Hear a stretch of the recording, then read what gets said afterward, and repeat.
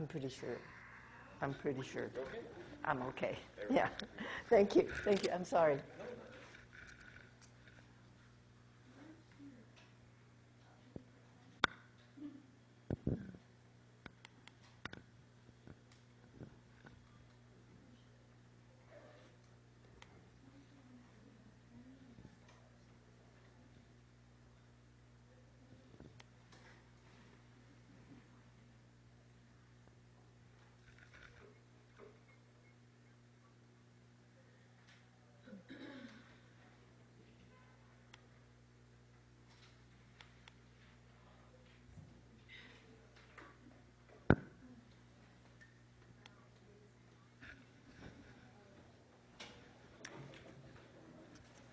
Okay, I hope to cover two topics today.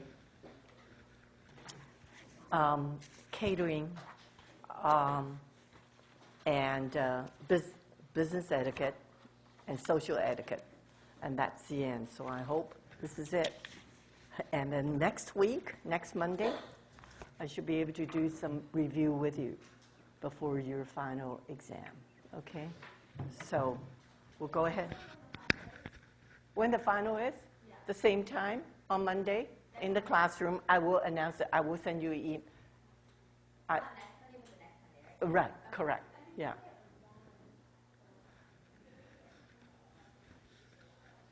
So it's December 19th. Is it 17th? Let me get my course syllabus. 2 weeks from today should be. December 19th. Okay. So that's, let me take a look at the course syllabus to make sure it's the right day.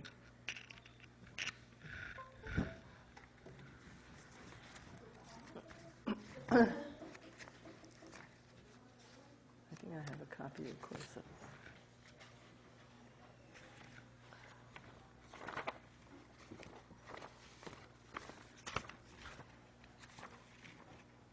Yeah, it's going to be on the 19th, 2 weeks from today. So I should be done with both topics today.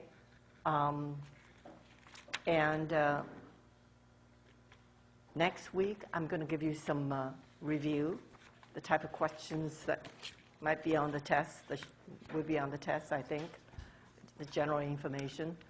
And thank you. And the week after, 2 weeks from today, we will have the final exam. I will send you an email to let you know which the first half or the second half of the class will be seated first. Most likely will be I'll just reverse it. Second half will be seated first, and then the first half will come in as seats become available. Okay. All right. So today we're going to be talking about catering. I'm going to be running through this quickly because I don't think you need to know all of the details. But now that we've studied all of the food products from the beginning to the end, and then we talked about how to eat them, table etiquette. Now we talk about some of the other aspects, a couple topics that would be of interest to you, and not only that will be helpful to you in whatever you do in the future when you go out to work. It's catering and also social and business etiquette when you go out for jobs. Okay, catering. Catering, everybody knows what catering is, I'm pretty sure, for all of you. Basically, to provide food and beverages to your customers for any reception or social gathering. It could be anywhere. It could be in the dining room. It could be on your deck, large, nice deck. It could be in your family room. It could be in your dining room. It could be at the top of a beautiful building. And it's fast growing because it's very profitable.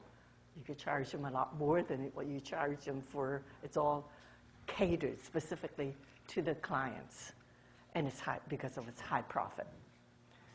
Okay.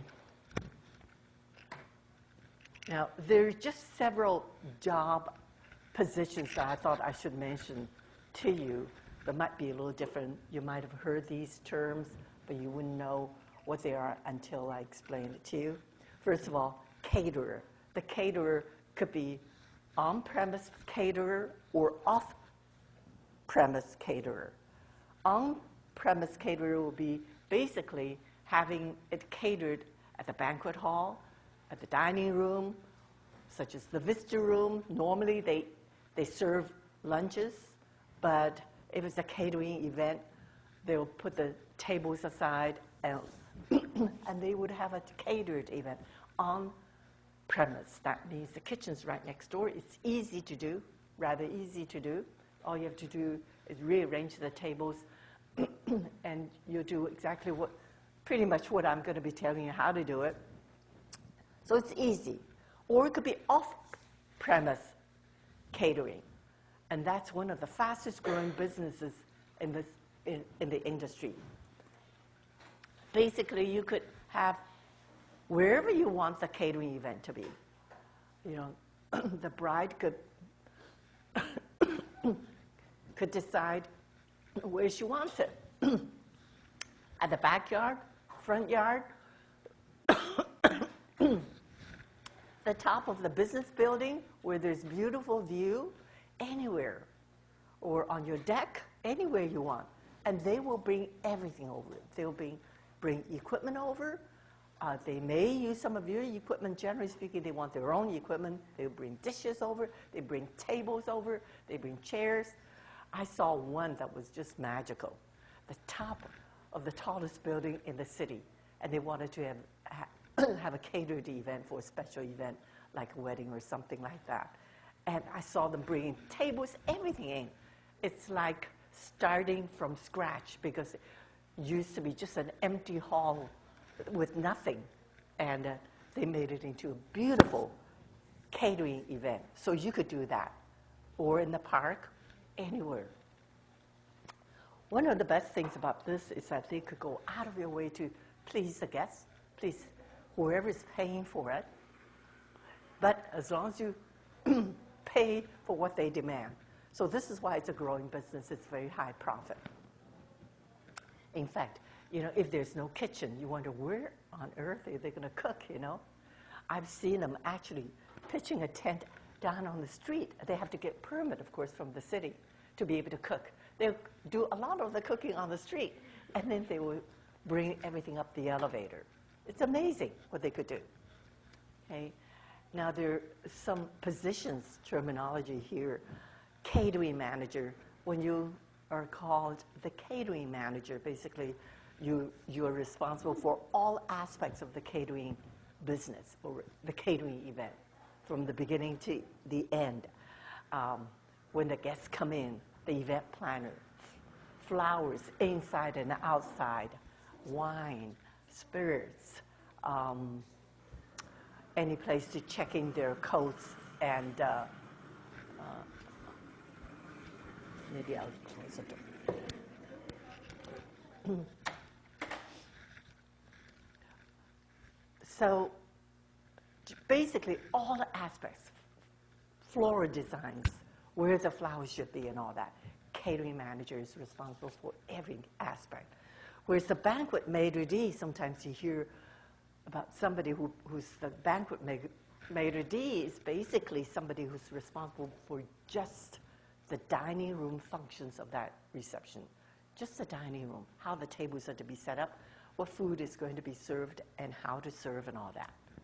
And one more term I wanted to bring up. A lot of people have heard of this, but don't quite know what it is. Do you know what a garde-manger chef is? If you want to get a little fancier, garde-manger chef is specially trained in doing what? Because all these events are absolutely gorgeous, could be fantastic, and they pay large sum of money for it. So everything has to be exquisite and gorgeous and beautifully decorated and all that.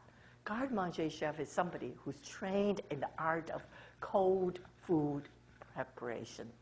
You see big platters of cold food pâté, beautifully designed, beautifully prepared, and a lot with the decorative food displays, like a bird here, a tree over here, all made with vegetables maybe, but making the cold food platters so much more beautiful than ever before.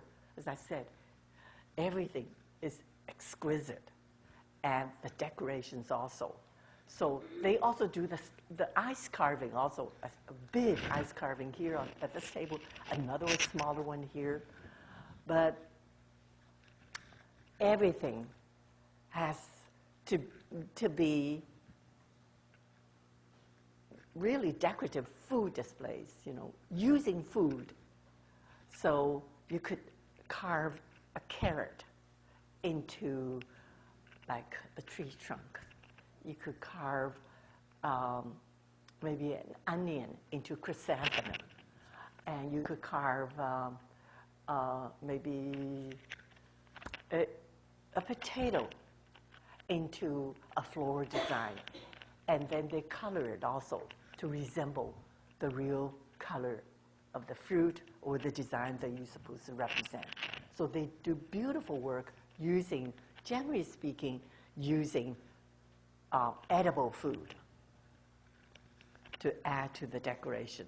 So that's what a garde-manger chef is. So that's the only word that might be new here. The rest, I think, is pretty self-explanatory, what these people do. Okay, when you do a buffet or do a catering event, there are basically two types. One is a smaller event. We call it the appetizer reception. It could be the afternoon or evening, but not at mealtime. If it's during mealtime, you have to give them something more substantive, such as 5 o'clock or 12 o'clock or 1 o'clock. That would be lunch. Okay, so sometimes they say, well, we need, the Vista used to get calls all the time. We need an event, catering event to be done for us. And then I would ask, well, what kind of event? What time? And she said, well, we just want something small.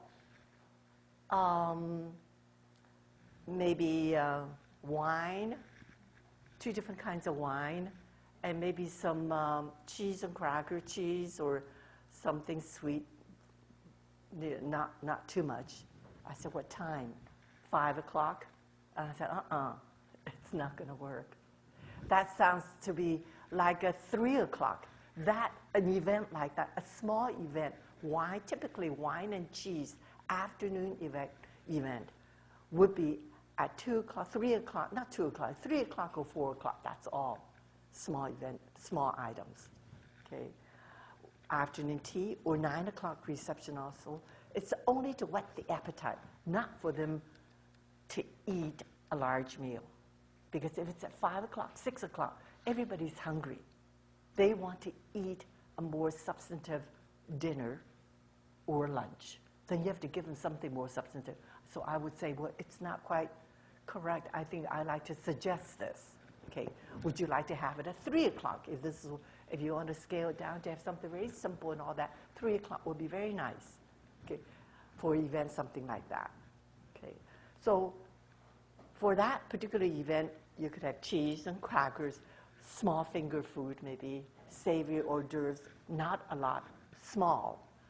It's only to touch the heart. It's not going to get them completely full. Okay, even if it's pastry, should be tiny, dainty, maybe small pastries, could be sweet. Okay, nuts and candies, but small items, but must be exquisite. Anytime you do any catering event, everything has to be beautiful and taste good. Has to be delicious, because they have so few items to taste.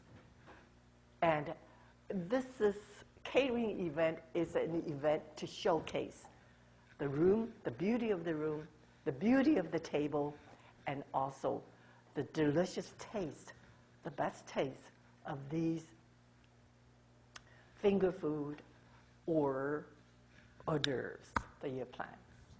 So all small. So you have to think about what tastes good. If it doesn't taste good, throw away that idea. It has to taste good, has to be dainty, and has to be beautifully decorated, beautifully garnished, rather.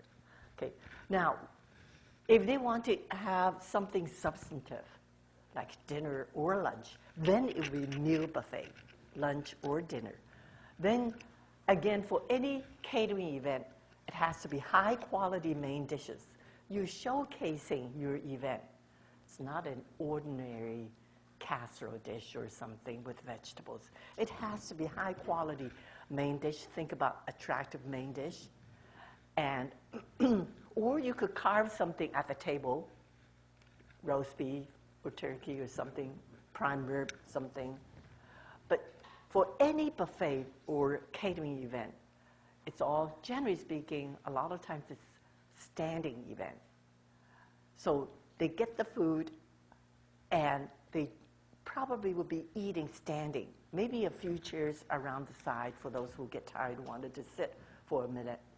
But food has to be different in the sense that they have to be easy to eat, easy to eat. Nothing saucy that drips all over the floor. Okay? Everything should be pre-cut, fork tender, so you don't have to have a knife to have to cut the food yourself. You could easily cut with a small fork. Okay? So these are the requirements. Easy to eat, easy to serve. Okay? Serve yourself. So somebody standing there to carve the meat will be fine. But he'll carve the meat to small pieces, and you'll put them on your plate so it's easy for you to eat. Generally speaking, smaller pieces, so because you don't have a knife. Generally speaking, no knife for you to have to recut again. So they know what's convenient for you, and you know what's convenient for you, the guests. So these are pretty much the requirements. But whatever it is, everything has to look beautiful, look really gorgeous, and taste absolutely delicious. Otherwise, you wouldn't be spending this kind of money for catering events. They're all very expensive. They're putting a lot of time and effort and labor work to it. Okay. Before you do that, think about the planning and scheduling. Think about the equipment that you have in the kitchen. Every kitchen has different equipment. So if they say, well, I want to have a catering event right here. First thing you do as a manager, you'll be going in to check the kitchen out. What can you use? What can you not use? If they have an oven, refrigerator, freezer, or not, a cooktop. If not, you cannot use any items that need oven. If you don't have an oven, cannot use any, don't plan any food item that needs oven because there's no oven, for example, just to give you an example. So that is the first requirement. And then now you schedule the work schedule, schedule the time. If the event is going to be at 5 o'clock, so from 9 o'clock all the way down, I taught a course a long time ago that required this for students to do. And then for each equipment, oven, cooktop, or whatever, you're putting the item, for example, anything that could go into the oven would be right before service, maybe somewhere here. Cooktop, maybe you could cook this, pre-cook this here, something like that. So you've got all the equipment there and the time, and then you see how and also refrigeration. Refrigeration is also very important. Anything that can't be pre-cooked would be fantastic. So scheduling of work and timetable is very important. So everything comes together at the last minute before service. So timing would also be sketched. Anything that's fried, if you're making steak, roast, fried has to be done the last minute. With steak and roast, you have to backtrack how long it takes for the roast to be finished. Steak will be last minute cooking. Okay? And gelatin desserts will be great because, or desserts often will be great because, but if they could be made ahead. So we try to plan several make-ahead items, menu items, so that you can make them ahead, put them in the refrigerator, forget about it until time to serve. Because you've got everything else that needs last-minute cooking. So scheduling is very important. Now, planning. How many tables you need? How do you seat everybody? First of all, you have to count the number of guests. And whether it's going to be a standing event or it's going to be sit-down event. If it's going to be sit-down event, it's basically a dining room with tables and chairs like the visitor room. All you need is put away some of the tables and chairs, arrange them to a buffet table. If it's standing, then everything has to go to the side or put away in another room. So everybody, you could fit a lot more people with like visitor room. They could fit as many as 200 people if it's all standing. Now, buffet table setup. Generally speaking, if you take a look at these tables, there are 8, these long tables, standard size will be 8-foot tables. Okay, you have to figure out how many you need, how simple it is, how complex it is a dinner, and figure out the menu ahead of time. Then you figure out where you're going to put them. On the 8-foot tables, you could put 2 8-foot tables together, and or you could put them in T's,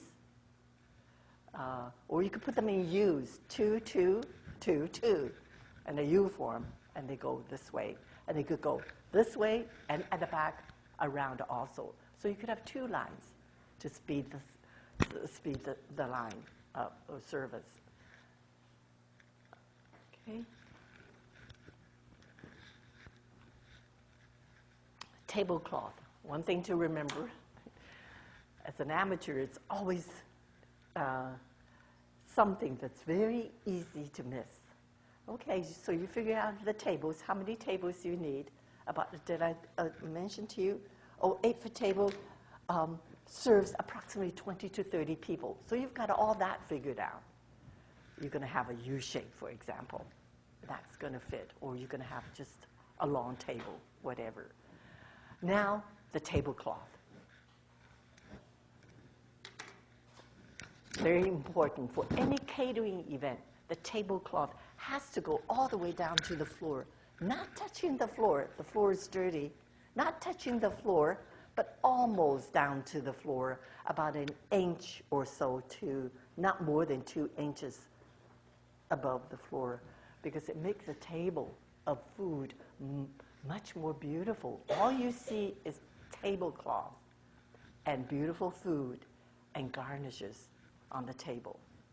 So drape the tablecloth almost to the floor, and then you could always do some runners and greens to dress up the table, like the way you see it right here. Holiday time will be mostly with greens and holly. Green and red looks very good during holiday time. They're complementary colors. We'll call complementary colors. If you have some greens that you could pick, I used to get the grounds people here at San Francisco say, I'm going to have several events in the visitor room, and could I have some greens? Could I have some holly? Holly is great because it's vividly green, curly green leaves, and those red berries, the complementary colors. It's going to attract your vision almost right away. The minute you go into the room, you're going to look at a holly, because complementary colors, as I mentioned before, red and green, vividly deep green and deep red color. And that's why I suppose holly is always available during Christmas time, because you have festive events and festive catering dinners and lunches and all that. And so you dress that up, and then you think about where you're going to put the platters. So let me see. Oh, yeah. What's wrong with this? Did you see this table? The tablecloth? Short, too short. Why is it ugly? I've gone to other catering events a lot, and this is what I usually see a lot. Beautiful food, a lot of people there, And the tablecloth only drapes down to here. You know, when you sit, when you go to the visitor room to sit around dining tables, we all sit down, and how low does the tablecloth go? Only to here, no more than 18 inches below the tabletop. Maybe one foot or 18, that's all. Because you have to put your legs in, right, for comfort. But for this, did you see the legs here? These legs look very awful. And also you see through and whatever that's in the back does not look good. Excuse me. This looks different. So for any catering event, because the minute you walk into the room, I'm walking in, I see the buffet table. The buffet table needs to be located where people can see, preferably not here because you don't see it. You want to see the glamour of that beautiful table. You see the table there, and all that I see, a well-set table would be like that. It's a beautiful tablecloth and draped all the way down and decorated with greens or ribbons or whatever the color scheme is supposed to be for that event, balloons or whatever. Okay, but this one is not right. This is more for a dinner table. So you could put your feet in.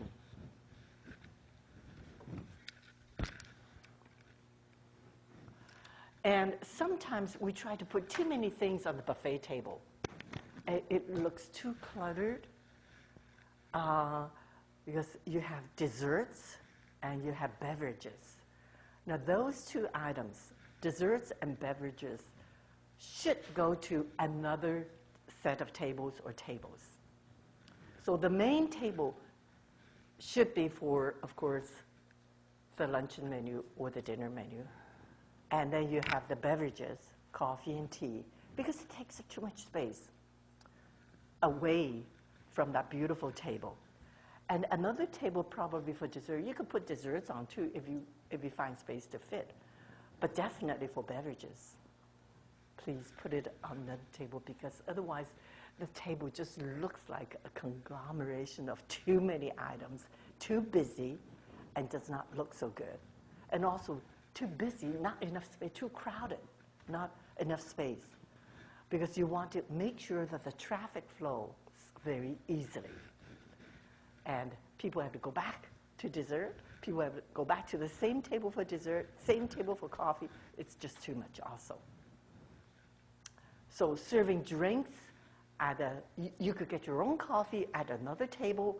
Or another thing you could do in the visitor room, what we used to do, is to set up the individual place settings with the goblet, water glasses, silverware, and napkins and all that. And the servers will serve the guests drinks, coffee or tea. Water is already there. So that works out really well because you give some service to the guests. Otherwise, they have to come back again to get the coffee. You don't want them to go to the main table again because it's crowded with people already for the main dish, right? Okay, now talk about buffet table. Very, very important to locate the plates at the beginning of the line, So wherever you put the dinner plates, this is the designation of the start of the line. You don't have to have arrows on the floor, masking tape, this way. No, you don't need to. All you need to do is to put the plates at the beginning of the line. Your guests will start from there. Why? You need what? You need the plates to start the line.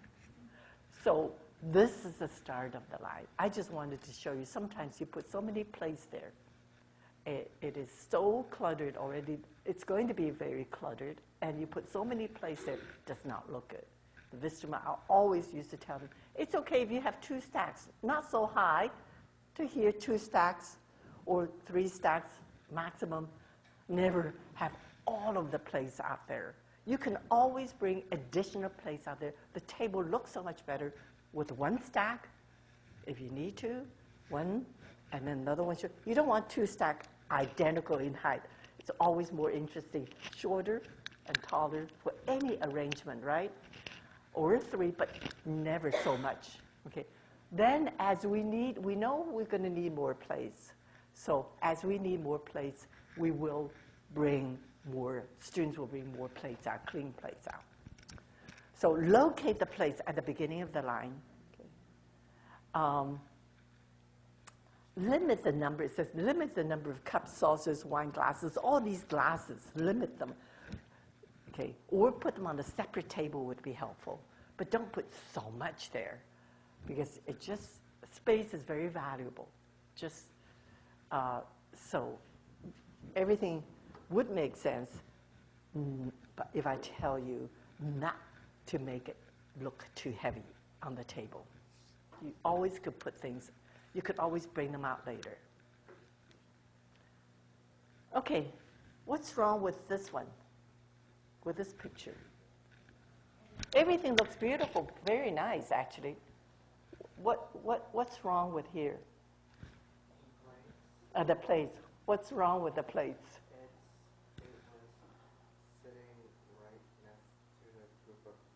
Yeah, it's sitting right next to a group of food. Okay, if you're the guest, you walk up there, you pick up the food. Which direction are you going to go? You don't know. You may go this way because you've got food here, you've got food there, right? It's not placed in a sequence of items to be eaten either. You've got some salads here, you've got some this, some that, everything everywhere. Just place here because you have some guests going this way, some guests going that way, and then very soon you're going to run into each other. You want to have a pretty straightforward, I suppose, pathway for the guests to walk. Okay, so the only problem with this is that the plates, the location of place is so important. Put those plates at the beginning of the line you think where you want the guests to start eating. Okay, start picking up food. Okay. Now, sometimes you could use centerpieces. Centerpieces are always nice, but centerpieces should be big and tall at the back. Okay. And centerpieces could be made with fruit baskets. Centerpieces could be made with a floral design, beautiful floral design. And you could make your own evergreen. You know, you could, if you creative, yeah, and you could make use of tall dishes and add greens to it or whatever that makes it look good. All different kinds. However, okay, I want to make sure I covered this slide first. Okay, you arrange the food on the stands on different levels. The big ones should be at the very back, then the medium height, then the lower height. So you could see all of them in that fashion. Colors must be bright, contrasting in color. And I said here, complementary colors, very important. Red and green, very important. Because you're bound to look at it. It catches the eye. You don't want to wear those two colors together. Unless if it's Christmas Day. People are going to look at you all the time. If you walk out with the red and green clothing, they're going to stare at you because you're going to draw attention. But this is what we want to do with food. We want them to see. So this is why we put red and green, right? Okay. But however, any comments here? It seems so busy. Too much here, too much here. They could have it much better arranged. Okay. Too busy. It should be tall at the back, and then this, you could see everything. You've got something tall here, something tall here, just a little bit. It's not well coordinated, if I were to make any comments on that.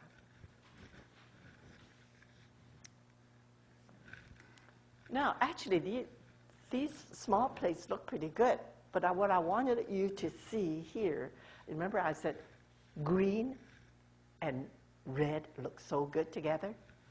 Now, if I go to some of the events, I think this looks like chicken slices, chicken breasts, or pork. I'm not sure. Now, if you just slice a chicken and put them, or pork, and put them on this platter, and then just serve, it's going to look ugly. Look, there's no color, right? These two. Now, once you added some greens to it, it's already quite attractive. But look, if you put a red sauce there, if you know what red sauce will go with this item, look how beautiful this platter looks now. It's not too busy, and it looks very attractive, very pleasing. And this is what I wanted to show you. These are radishes. Okay, you know, I love to save the radish greens. Same thing with strawberries. When you have the long stem strawberries, individual strawberries, okay, don't take the stems off. The stems are beautiful with the green, and they're very expensive. Leave the strawberries with a little bit of the leaves and the stem, and if you put it on the platter, it looks so much more beautiful because one enhances the other color. Radishes also. This is nice, radishes without any greens. But look, this lady put some greens there. Now, and then some lemon slices and some additional greens. Now, the platter looks entirely different. Am I right? This is just to showcase something that is nothing. It's radish only. If you only have red radish, it won't be as attractive. It's all about color combination. You could use centerpieces like floating candlesticks. Would be nice if you want to use those. And let's take a look at this. We always want to use height and space. Okay. And for serving utensils, try to use 2-in-1 serving tool. Remember I said I only have 2 hands. I have my plate on my left hand, and my right hand is my only hand that I could pick up food. So don't give me a fork and a spoon. I cannot manage to pick up. Give me a utensil such as 2-in-1, the scissor type. I use one hand, pick up, and put it on my plate. Very handy. Because otherwise, I'll have food dripping all over the places. But this will keep everything nice and neat using 2-in-1 serving. You know 2-in-1 serving tool? Like scissors. Like scissors. You could grab anything, pick up, and put it on your plate. Isn't it easier? Okay. But I don't know. Take a look at this. Do you have any comments about this? To me, I think it's a little too busy. It looks okay. I would prefer a simpler design. Now, you could use boxes or buckets to give you height. These are buckets or boxes behind, and you just drape a cloth over or another tablecloth over. So this gives height, varying height for different items. But what do you think about this? To me, it's just scattered. There's no design there. A little bowl of this, a little bit of this, a bowl of this. They're all in different bowls. It's so, to me, they could do a better job. I would do larger platters here. Center of attraction would be larger platters, and then supplemented by smaller items. So it's all about eye appeal. What's soothing to the eye? Okay, now this you ought to know. Buffet table.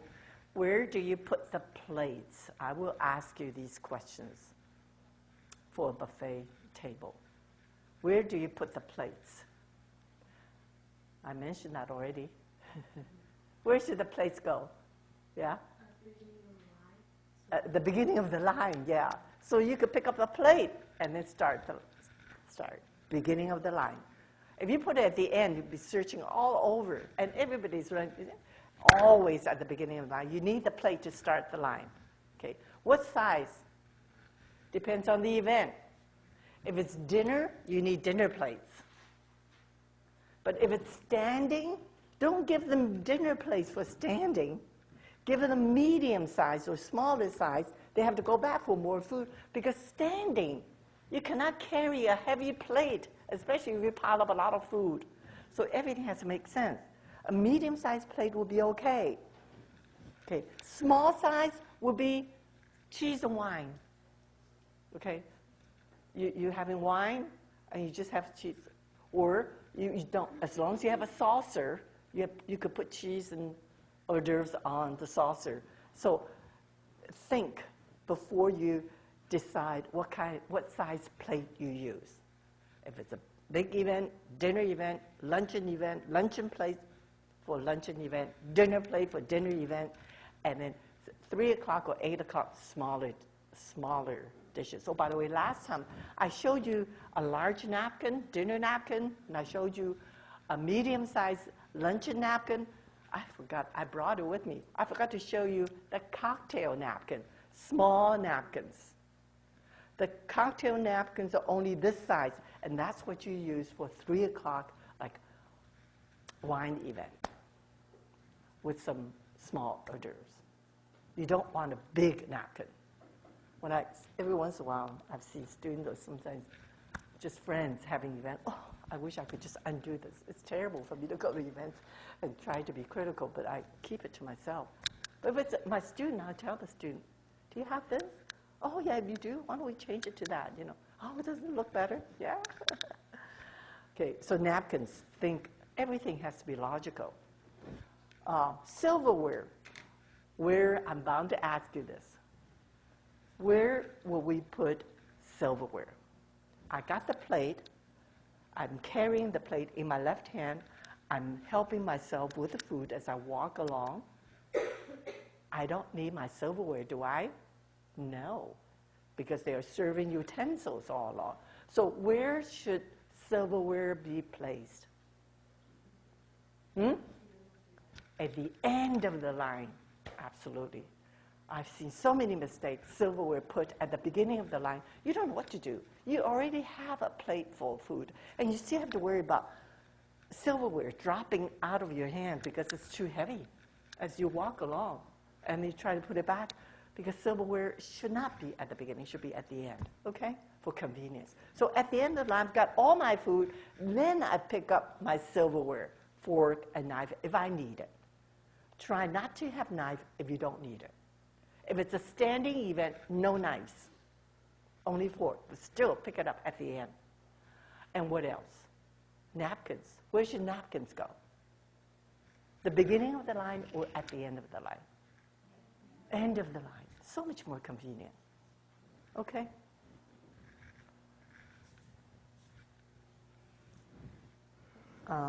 Okay. Now, for large events, there are more than one spot. There may be several entries, broken lines for you to walk in anytime. But I only wanted this. I don't want to start from the beginning of the line. I have to go walk a whole mile, not mile.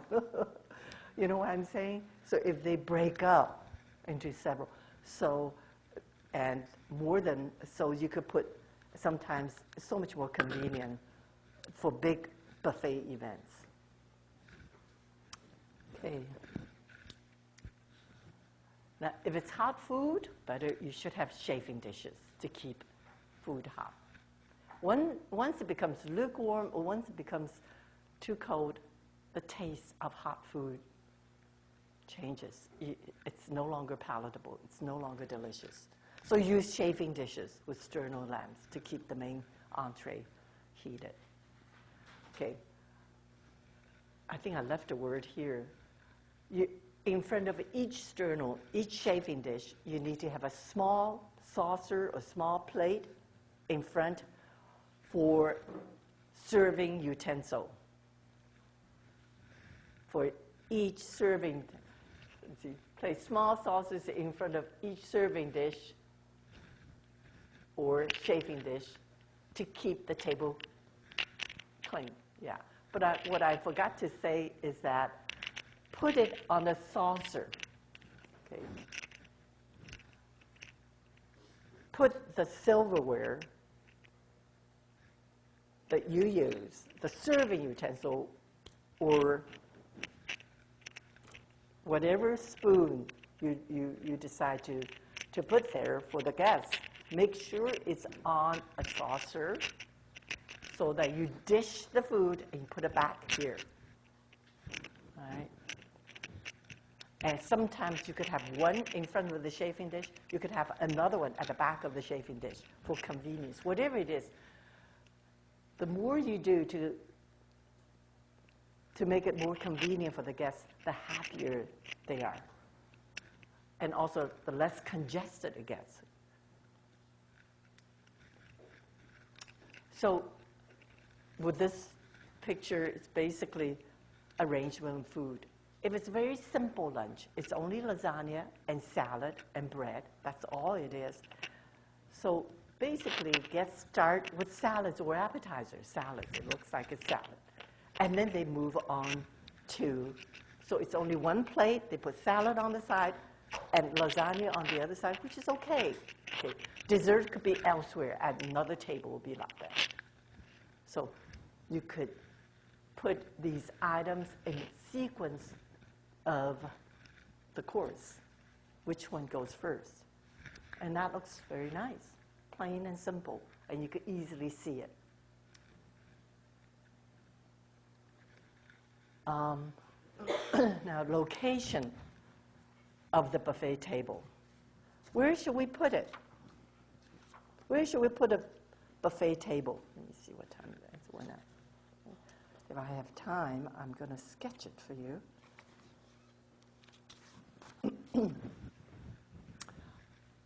Should you put it against the wall when you're walking? If I'm walking in here, I could see that wall. It would be perfect for that buffet table to be there because it's the attractiveness of that table that attracts the guests. Because the minute I'm walking, I see it. So that wall would be good. So if I put long table there to be against the table, where would the centerpiece be? If there's a table in front of the wall, where would the centerpiece be? Centerpiece, the decorative piece. Center of the table towards the front or towards the back? Towards the back. So center, back will be the best location because then it's out of the way and the beauty is just right there. You look at it because that's a focal point is what it is, the center part. Okay. Or if you have, if you decide to have a table in the middle, which is perfectly okay. If you have a round table, would even be better. So if you were to have the buffet table in the front, where would the centerpiece be? Where would the centerpiece be if the table is round, right in the middle? And that's a buffet table. Where would you put the floor decoration, big and tall? Where would you put it?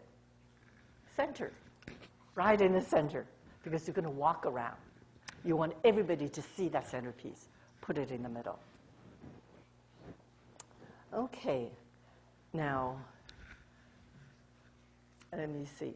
I could probably, let me see, how do I need more space to sketch this. Let me see.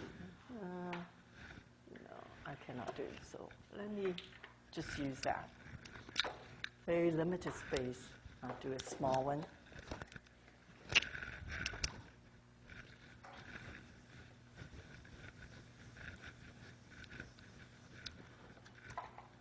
And let me see, which one should I do? I'll do this one. If it's a very small wedding reception, and you could have something you could have maybe just a punch bowl as a centerpiece, because punch bowl could be very attractive. Red punch, and you could always put some strawberries with the stem, by the way. I usually see students, the minute they get strawberries, they remove the stem. The stem is the most beautiful part, and that's what you pay extra money for. So leave the stem on because it's beautiful. Okay, so you could always float a few strawberries. You have some green stem there. And then this could be the punch, red punch, for example.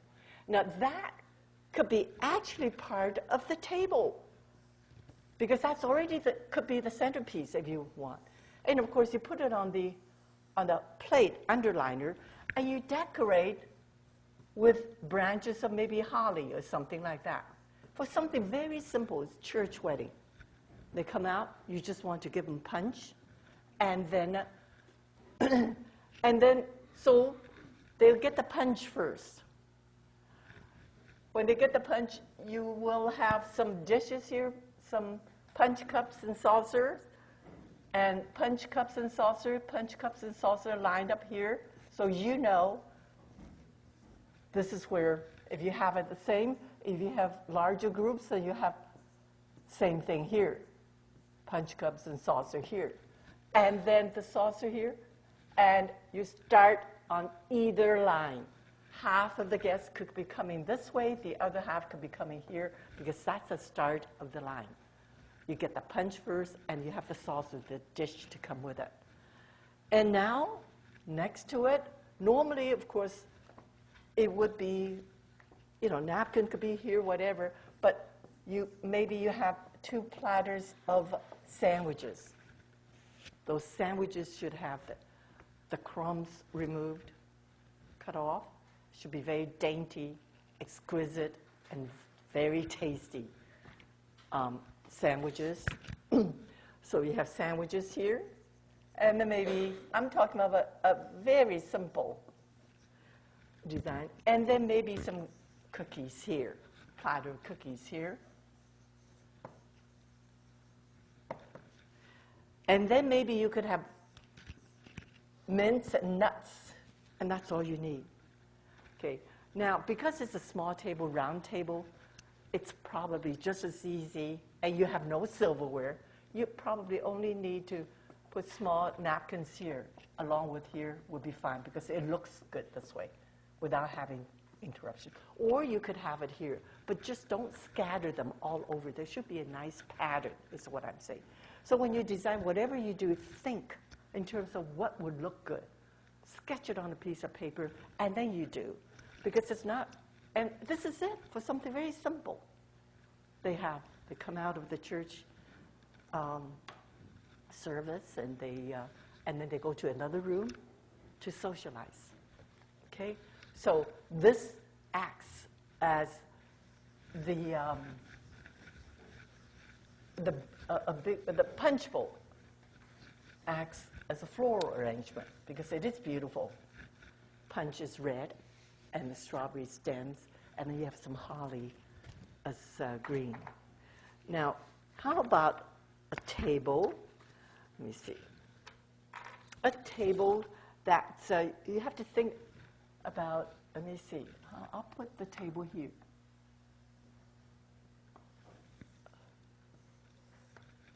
When you walk in, you have this table put against the wall. So when you have something like that, where would the centerpiece be?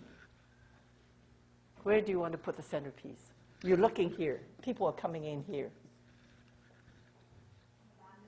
At the back. Right here could be a large floral design. You could have it all ordered from a florist. Okay, it's going to take up that, because the minute you come in, that's what you see. That's the center of attraction. Okay, now it's only going to be, instead of punch, it's a small event. It's not going to be big event like after the wedding church event. If you put it there, maybe instead of punch, you want to give them, it's cold. Maybe you give them beverages. One side could be coffee, Could be tea. And you want to label, tell the guests ahead of time, you like coffees on that side, teas on this side. Oh, by the way, earlier what I did was that did you notice that I made sure the food on one side is identical to the food on the other side? It must be. Whenever you have two lines, they must be identical because otherwise they say, oh, they have the shrimp there and I don't have any here. And they will cross over to get shrimp. Then you're going to, traffic flow is going to be completely interrupted. So whatever you have, if you have two lines, they must be similar. Okay, so the only thing is that tea and coffee is a little different. Some drink coffee, so you have to have a sign way ahead on the wall, coffee here, nice sign, and tea here, so they know where to go. But from then on, everything else should be identical. And then you have, of course, cups and saucers here. And because it's not going to be a big line, you've got sandwiches maybe here, sandwiches here, and then maybe cookies here, and maybe something else, small hors d'oeuvres here. Whatever it is, they have to be identical. So you've got teacups here. So where do they start, by the way? Coffee cups will be here all around. Without drawing the line on the floor, where would they go first? They'll go where? To the where? To start here, right? This is where they're going to start. Because that's where the plate, the saucer is. They're not going to get really big plates. They have a saucer, they have coffee, and they just are going to, these are mini sandwiches. They're going to put them on maybe the saucer. Sometimes the plates have indentation for just a coffee cup, and there's enough space around that you could put a few items there. So it's only one hand, one plate. So it's all picked up being here, and then they could pick up the sandwiches here, and then they could pick up cookies here, and then the rest, what do we need? You have napkins that you need, and one thing is that napkins, you have to have it here, because it's very close by now. And you need at least teaspoons. Some of them are going to pick up sugar and whatever items here. So you will have some silverware here, and then some silverware, napkins, and so this is what it is, depending on what they need. You want to make sure that they get all the silverware they need, whatever it is. So have them designed in such a way that they pretty much look identical on each side. The most important thing, of course, is this decoration right here. And then you could have greens. If it's holiday, you have greens put in here. Okay. By the way, sandwiches are somewhat at the back, so you should elevate. My husband used, I have a lot. I have blocks. My husband builds about this height. I have blocks about this high. I do it at home, use it at home. Blocks about this high, blocks about this high. So when this is the highest, this you need somewhat of a higher level. Give these sandwiches enough height so you could see. And then these could be medium height, and these could be lower height. So put them at different heights will be best. And then spread nice greens around. It would look very nice. So this is another design facing, of course, not facing, but putting it against the wall. Okay. And I think there is a design. I was trying to get it from the internet, and I wasn't able to. Let me see. Where's the clicker? Well, I'll do this first. Okay. Now, this is a design that's using. Where would let me see? You can't see everything.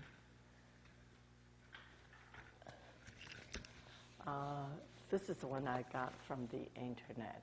Okay, where would you start with this?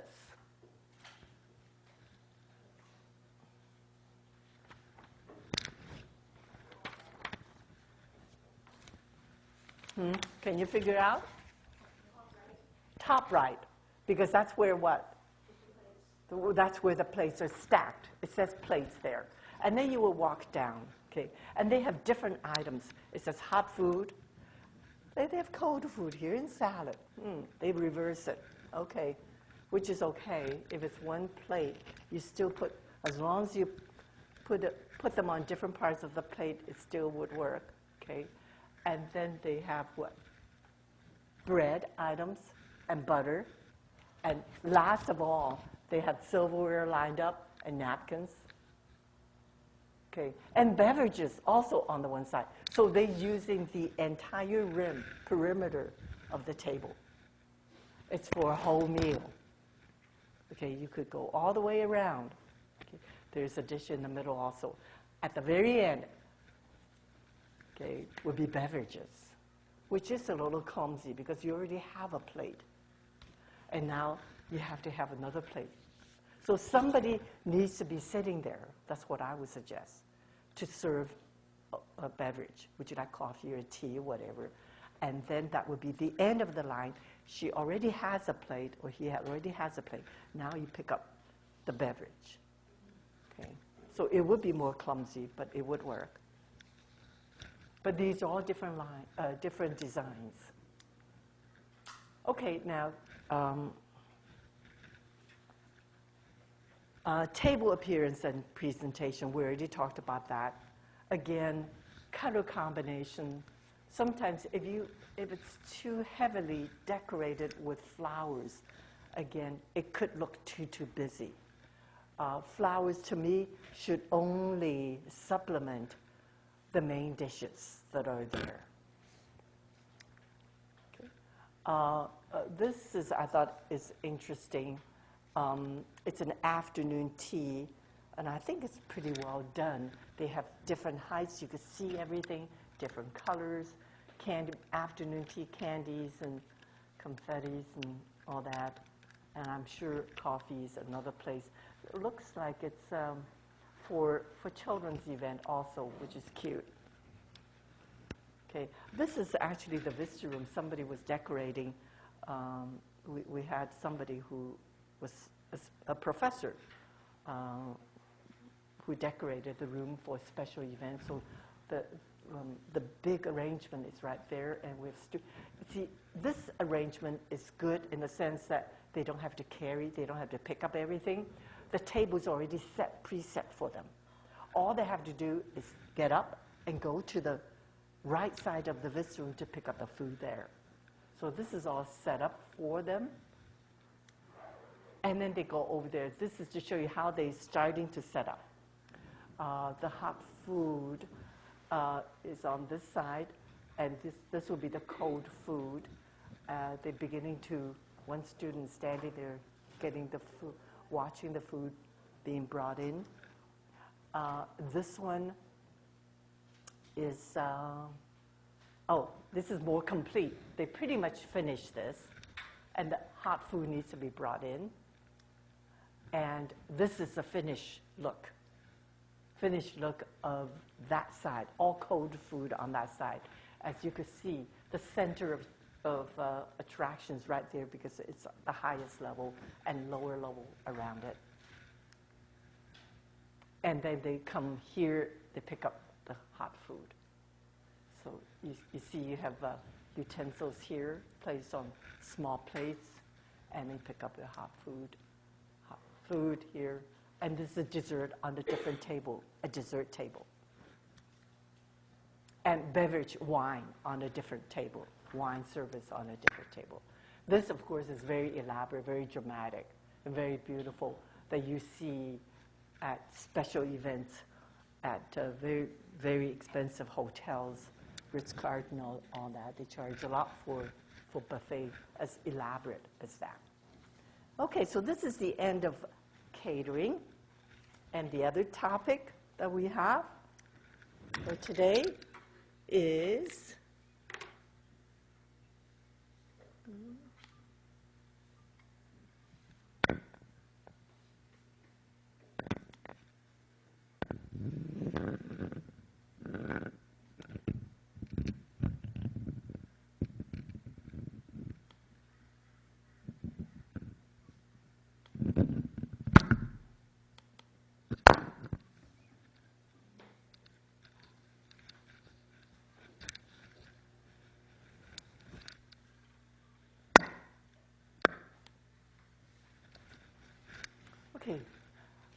I'm going to be talking mostly about business etiquette when you go out to be interviewed, usually. Are you already, junior? Most of you junior, senior on some of you? Okay, so sometime next year, you'll be encountering this. So this will be a good class for you to remember some of the facts that are important before you see a recruiter. Okay, it says here, good manners are good business. So, and we judge by the way, somebody said we judge by the way we act and by the way we behave towards the others. When you go for job interview, what is the dress attire? How should you wear your clothing? What would you choose? The professionals tell us that you should dress for success. Dress for the position you're looking for. So if you are looking eventually to be the general manager at a hotel, you should be in a suit. Always dress a little bit higher because that's what the position that you're going to be looking forward to. You want them to see you in a suit. That's what you're going to look like when you become a general manager. So dress for success. Dress for the position one hopes to achieve in the company. Preferably a business attire. A business attire basically is either a black suit or dark suit. Dark blue or brown. Dark brown will be okay, but black suit could never go wrong.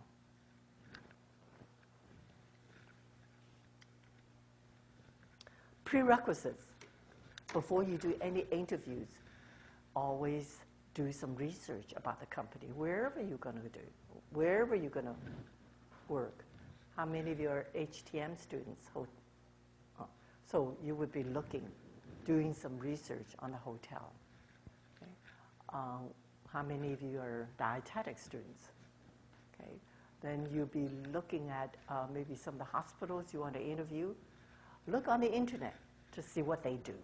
Very important. The better knowledge you are, the better it is for you to be familiar with the company before you walk in. And before then, also after research, do some pre-planning of questions. Because they're bound to ask you at the end or at the beginning, what are some of the questions, somewhere not at the beginning, usually at the end, what are some of the questions? Or do you have any questions you want to ask me? Think of questions you could ask throughout, okay, to make your conversation a lot more interesting. But you don't want to ask too many questions, only when the interviewer is ready for you. Interviewer, ER, is the person who interviews you. Interviewee will be you. Interviewee will be you. So, and be prepared to give good answers to frequently asked questions. Whatever questions you have designed, plan to ask questions that are relevant and good, and not silly questions. You know that. This is something not everybody knows, and I've seen a lot of students making mistakes. When you go for an interview, you are just coming out of a college or university, out of a program, and everybody else is higher up, generally speaking, than you are. So when you meet professionals, first of all, when you go into the room, you might be seated in a chair, and then you see somebody coming towards you, welcoming you. Welcome to such and such a company. I am so and so. So what do? Do you sit there or do you stand up? Huh? Sit? Stand up. She is standing up. And she's coming in to welcome you. Always stand up. It doesn't hurt for you to stand up. Now, many years ago, if you were an elderly woman, you sit down. Or if you think that you're a woman, you sit down. You don't need to stand up, okay? Or middle-aged woman, but you're all young. And not only that, women are treated almost the same as men. So always stand up. When you see a man coming to welcome you, you stand up. I've seen a lot of students. I said, we have special guest speakers in the visitor room. So the students were already there in the visitor room because the guest was late. So I was waiting for the guest at the door. I would bring the guest in. When I went in, oh, I wish I could tell the students. 2 students were sitting there already. They would not stand up. I introduced the guest to them, and the guest introduced herself to the 2 students, and they were still sitting there. Oh, I could have just nudged them and said, stand up, you know.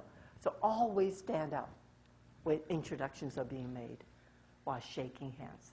You don't want to sit down and shake hands. Okay. Give yourself a good image to the interviewer. And when you were sitting down there, you know, in the visitor room table, dining tables, and the guests, I'm bringing the guests in, okay? Do you shake hands just like that, sitting down? I'm introducing. Do you shake hands just sitting down across the table? No. Always stand up, walk around to meet the guests, and shake hands. That's the very first important impression we could give the guests. Okay, she's also standing, or he is also standing, and he comes over here to shake hands with you. The least you could do is stand up, walk around to get closer about this much, and then shake hands. Don't shake hands across the table, dining table. That's an infinite. That should not be. Should be free space for you to shake hands. Okay? And smile. Do not overdo a smile when you're shaking hands. Use one hand, not 2 hands. Some people, the presidents, might do well with 2 hands, but one hand. You're not at that level yet. One hand is all you need. Try to extend your, I should ask you, should you extend your hand first, or should you wait until the guest extend his or her hand first? Should a woman do that first? If I'm a man and you're a woman, and I say, well, I'm so-and-so. Hello, Miss So-and-so. Okay, so you know the first thing is to shake hands. Who should extend the hand first? The male company man or a female graduate? Female graduate. Don't be afraid to extend your hand. Actually now, the female should be putting out your hand now more than ever before. Basically, female male are equal, and it is more customary now for the female to put out your hand, to give it to the male to shake hands. Okay? But a lot of our students are very shy, especially right after graduation. Usually they're not prone to do that. So this class, I hope, could give you some tips that might help you, hopefully, get a good interview. Okay? Smile if you can, but do not overdo, of course. Try to extend your hand first to show some, that means I'm confident.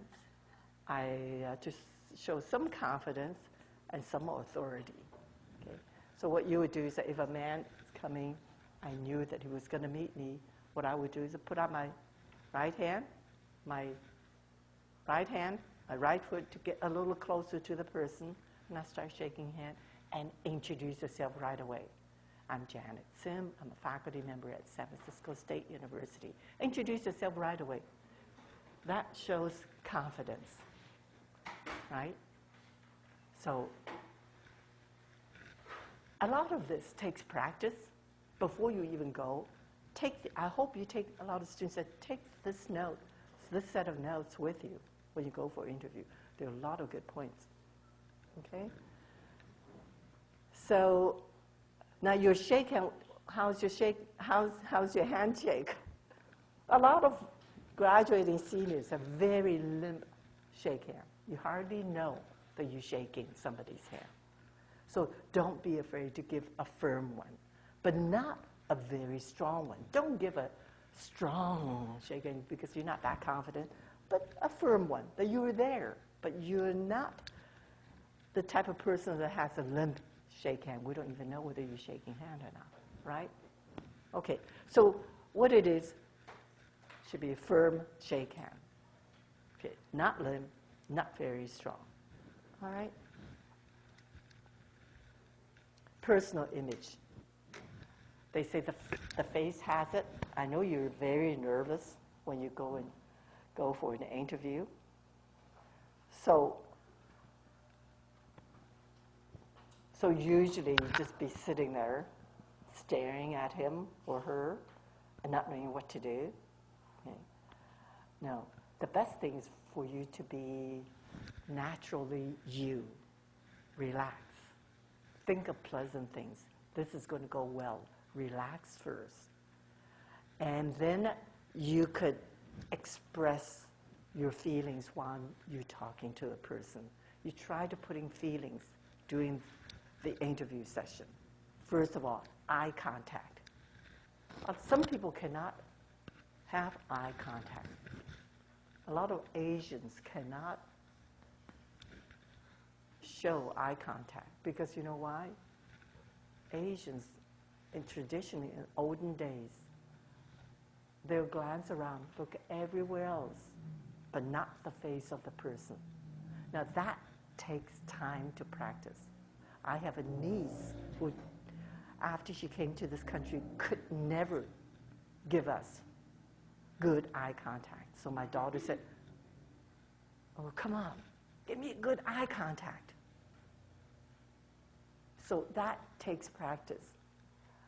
No matter what it is, everything that's here, you may think it's very easy, it's very straightforward, but would you do it, can you do it, is something else. I had a guest speaker who talked to our students on this topic. He said, how many of you have cats? Do you have cats? Anybody has a cat at home? Does a cat have good eye contact? Yes. Take a look at a cat. They have great eye contact. He said, oh, can you do that? He said, our guest speaker said. This is the first step. Look at the person. Look at the eyes. Once you are connected with the person, you know, now communication flows. But if you're looking elsewhere, the person didn't even know whether you're talking to him or not. Very important to have good eye contact. Look at the person in the eyes. Practice, practice, practice. Okay. Now, a lot of expressions also tell the interviewer whether you're thinking this way or that way, or whether you like it or you don't like it. Facial signals. There are a lot of facial signals you could expose yourself to tell the interviewer what you thought. Sometimes raising eyebrow. If he says something, ooh, you know, we have a 100-story building someplace, and then you could raise your eyebrow. Ooh, I didn't know. Wonderful. Whereabout is it? Whatever. Or you may be saying something very funny, jokingly, and you say, "Oh, is that right?" You know, don't be afraid to express your facial expression. Not a blank face is what it is. A blank facial expression, basically, I'm not sure. I'm with you. I'm too nervous, or whatever it is. But having a fixed and frozen expression is worse. That means you're thinking elsewhere. You're thinking about your exam, but you're not with him at all. He's not going to give you an offer, for sure, with a fixed or frozen expression.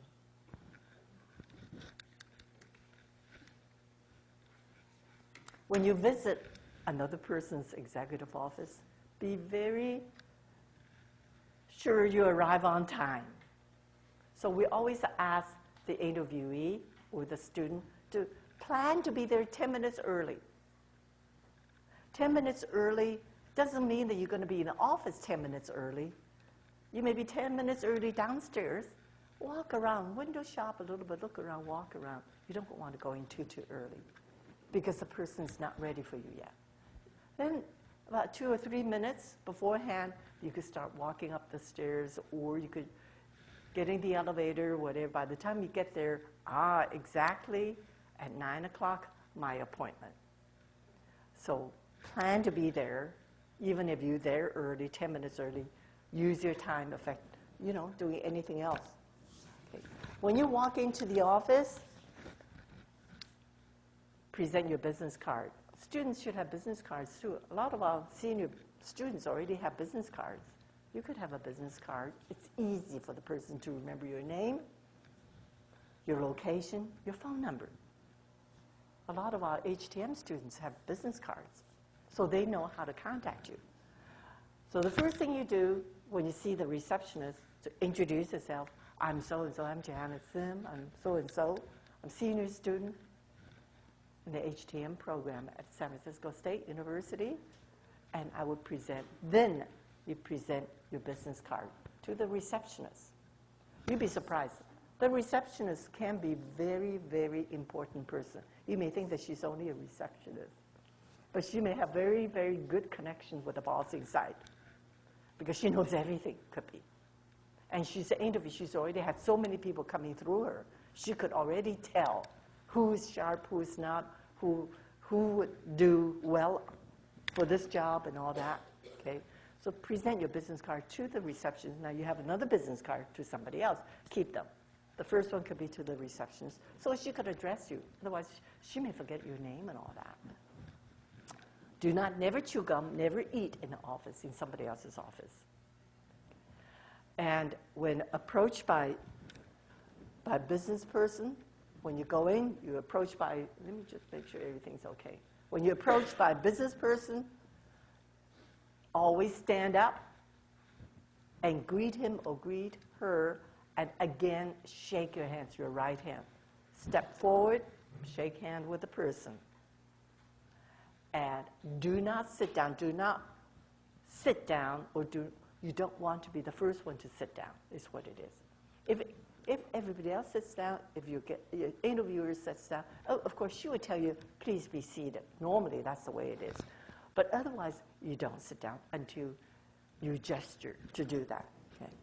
So sit down when told to, shake hands. When you leave, see, you shake hands at the very beginning. A lot of people forget to shake hands at the end. Okay. So shake hands again when leaving. These are all parts of the etiquette of a typical interview. What you should do, how to handle people, how to greet people, shake hands before leaving. And when you see the receptionist, thank the receptionist and shake hand again with the receptionist. Will be a nice touch to end it. Try it to see whether you get a job next time, huh?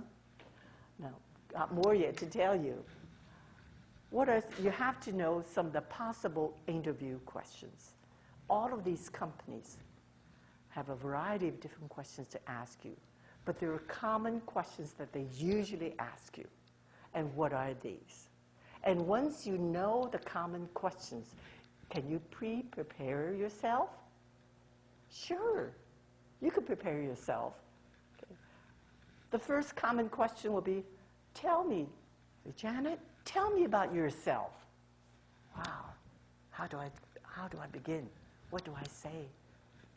You should have this all pre-planned, what you're going to say. That's something you could pre-prepare. You could prepare yourself. Tell me about yourself. Prepare that. It's very common. Okay. What experience do you have? You should keep all these interview questions with you. Students have told me, past graduates told me that these are very helpful. What experience do you have in this field, in this particular field? You should have it all prepared how to answer that. Okay. What are your short-term goals, your long-term goals? Short-term goals will be next year, this year, next year, the following year. Long-term goals will be what? Maybe 10 years from now on, what would you like to be? Maybe you want to be general manager already, whatever. But think about that. What can you do short-term? What can you do long-term? And another question that's good that they like to ask you, why do you think you're suitable for this position? Or why did you come here? Why did you apply for this position? Is that a question you could prepare yourself ahead of time? Sure, you can. You could prepare your question really well ahead of time. Or can you tell me why you choose HTM as your major? What do you think? Why would you want to choose ATM as your major? I like to ask you, do you know? Because what? Yeah? What is your answer? Why do you want to choose that? Hospitality management as your major. I mainly focus on event planning. Say it again. Event plan? Yeah, event planning, and I just found out I'm passionate in planning and make people to be success on their event. Oh, okay. So is it, what is the essence of all of this that you said, of your preparation or your interest? It says here, why did you choose that as your major? Okay, the main thing is that why you want to be event planner, because but the first thing you probably might want to know is that what they like to hear is that you're interested in working with people. That they love to hear, all people, especially in maybe certain areas, event planning or whatever. You could always start with that, because if you're only interested in event planning and not interested in working with people, it's still not 100% answer that they were looking for. You could start with that, okay, with people, and then you could narrow in more specifically in this particular area or something that I enjoy working with all people, especially in this. How about dietetics? Why did you go into dietetics? Were you the one? Are you dietetics major? I am. Oh, you are. Okay, so what is your answer? Why? What do you think? Why are hospitals there? Why are doctors there? Why are nurses there? You're interested in what? Providing health care. Good. For the sick. You're providing, yeah. The general essence is that you like to work with people. You like to help improve their health, help people improve their health, and you like to work with the sick so that you could help them improve their condition or whatever. You like to be with the sick, actually, is what it is, to improve their health. Think about how you want to put that together. That's what they like to hear, because that's the essence of healthcare, right? All right, so, and then they'll ask, what do you know about our company? A lot of students miss that because they're going unprepared. They don't know anything about what the company does. What do you know about our company? So before you go in, you should search on the internet to find out all about that hospital, what their specialization is. And you could relate that. You put that in your answer if you can, especially in the maybe cardiology, aspects of healthcare or whatever it is, or all aspects of healthcare. But find out about the company, whether it's a hotel or there's a hospital. Why are you interested in that? Or is it general care? That's okay too. So you could create a good answer for that. Tell me about your strengths and weaknesses. That's something you could also prepare yourself. your strengths. What is your strength? Strength, maybe your passion for, you're passionate about helping the sick, and you're passionate about serving people, especially in what restaurant you're interested in, restaurant or hotel, whatever. Think about it. Okay. Strength. Weaknesses. They like to ask you weaknesses. Did you know? It's a bad question, I know, when you hear that. What's your weakness? Do you have any weakness you want to tell them? Do you really want to tell them? You could tell them your weakness. You could turn it around and still, maybe my weakness is that I sometimes work too hard or work too many hours or whatever. They like to hear that. It's not weakness, right? Think about it. The weakness doesn't have to be real weakness, right? Okay. And can you tell me a situation in your life when you encountered failure and you were able to turn it around to a positive experience? That is a typical question that Marriott would like to ask. Think and give me a situation in your life that you encountered failure and how you were able to turn it around to a positive experience. That's something you have to think about. And how that relates to the job that you're looking for will be even better. And the last one, situation that you thought you did extremely well in serving the needs of the others. Whether it's service, it looks as if most of the majors are service-oriented.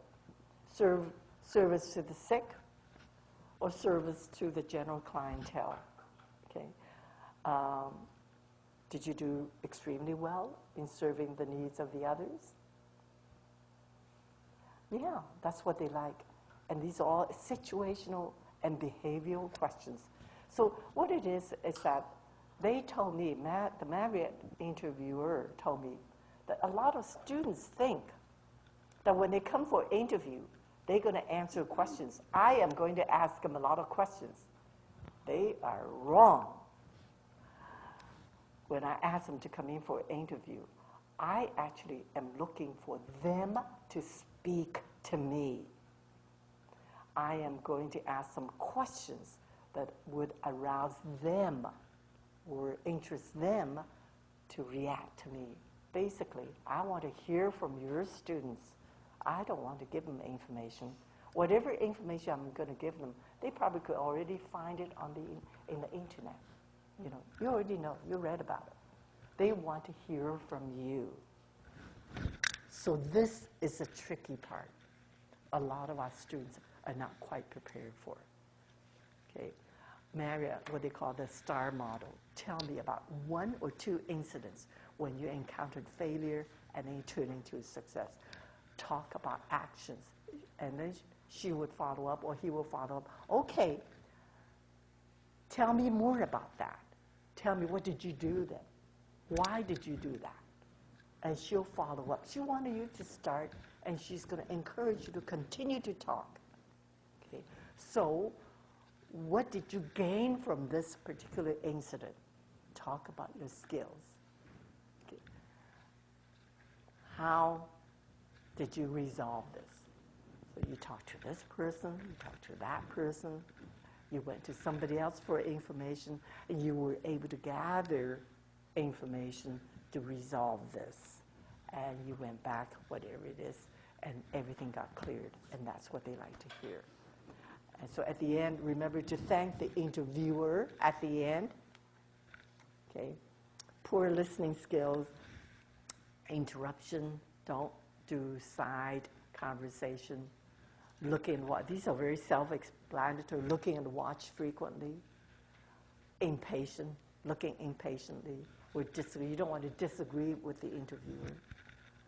And if you look very nervous, but that's something very difficult to control. If you're nervous. But the more prepared you are, the less nervous you get. That's what it is. The more information you already have about the company, the more prepared. By going through all these questions, practice, the less nervous you get. Of course, another thing is shuffling paper. I'm so nervous shuffling, I don't know what to do with myself. I can't answer that question, whatever. So these are all poor skills. And of course, turn off the cell phone so it doesn't ring.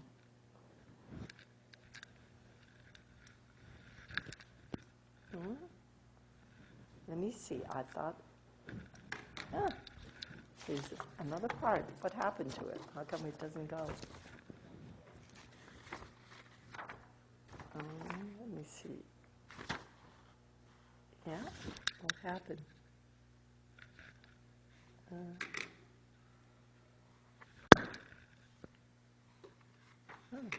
It's not turning. I've got a few more. Let's see. How many more questions? Star model. Let's see. Oh, meeting people, very important. I wanted that. Huh? I beg your pardon? You want to come up? Why is it all? I have to see. Oh, what did you do? Okay. All right. Okay. See, when I'm nervous, I can't get going. Poor listening skills. Don't interrupt. Oh, wait. Did this escape?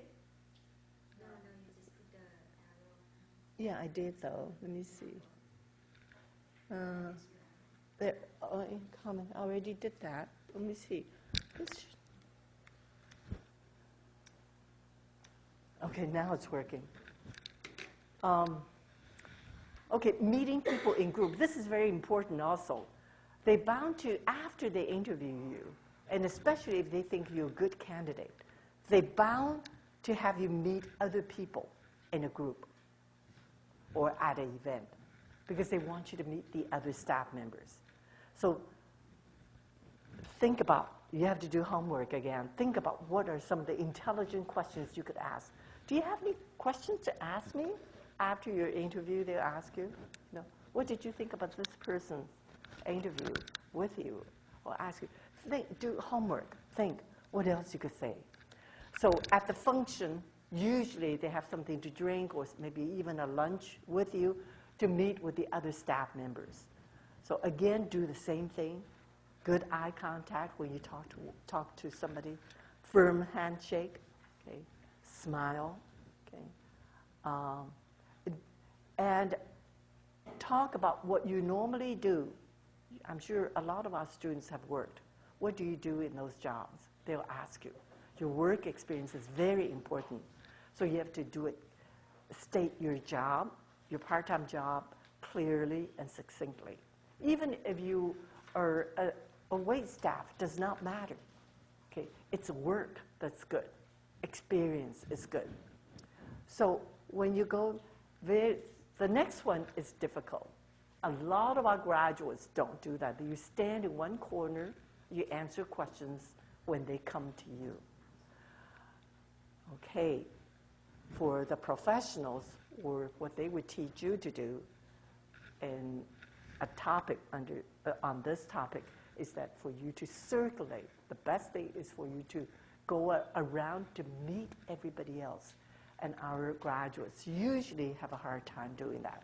You walk around, meeting Lawrence, meeting everybody, meeting this person, shake hand, introduce yourself, be interested in people, and make sure your name tag is correct and visible. Why? Name tag should be visible. I know it doesn't matter very much. You could put it here, but sometimes they say it's better to put it here because when you walk forward and to shake somebody, you want somebody to see your name. Does not matter, but has to be visible. Okay. Normally you don't sit down unless if they ask you to sit down, especially for an event in a group. You circle around, you have to walk around to meet the others. And after the function, then you jot down the names of those. You picked up business cards all along, and you have business cards. You give them the business cards. They give you the business cards. And after the event, once you go home, or even in the car, you're afraid you might forget. Make comments on the card, at the back of the business card. This is a person in event planning. She is an event planner. That's a job I wanted to have, or I want to be her assistant, whatever. Make comments, write comments at the back of the card so you won't forget. Otherwise, once you go home, it's very easy to forget. And what's even better is to have a follow-up letter with telephone. Telephone call often is bothersome. You don't want to call somebody.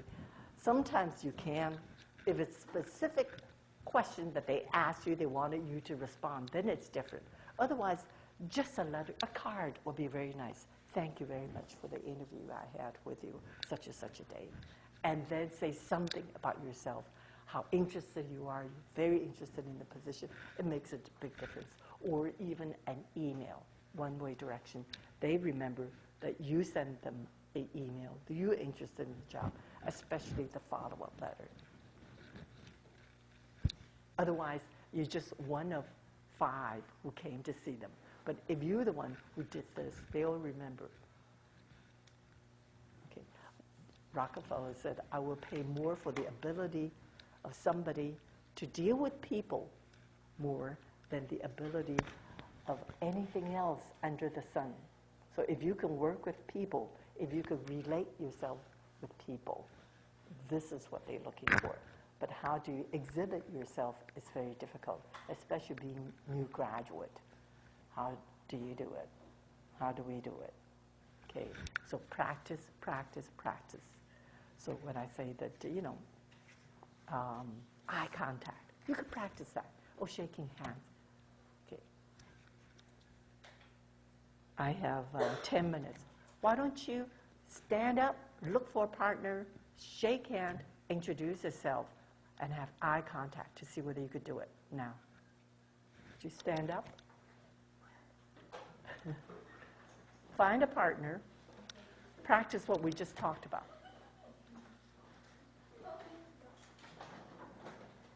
Look for somebody who doesn't have a partner. Okay, go ahead, pick someone. Doesn't matter, whoever it is. Okay, face each other and shake hands. Okay, yeah, face each other. Get a little closer if you're going to be. Oh, yeah. Introduce yourself. I'm so and so. Yeah.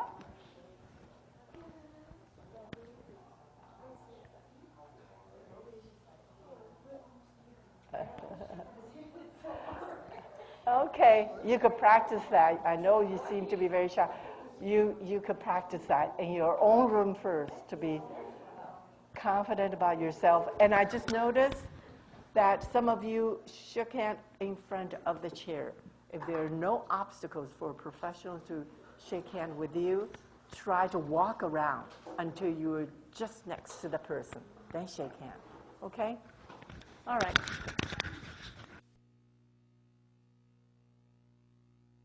Next week, I will have time to review the final exam in this period.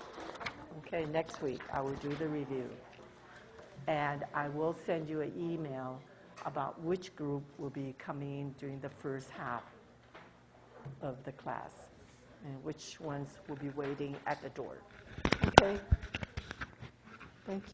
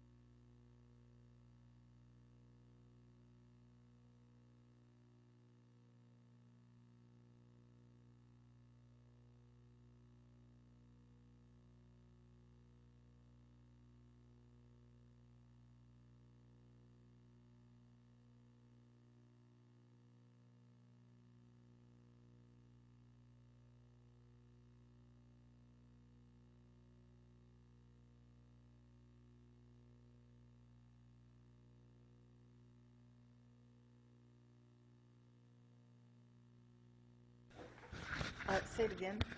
It's going to be the same time.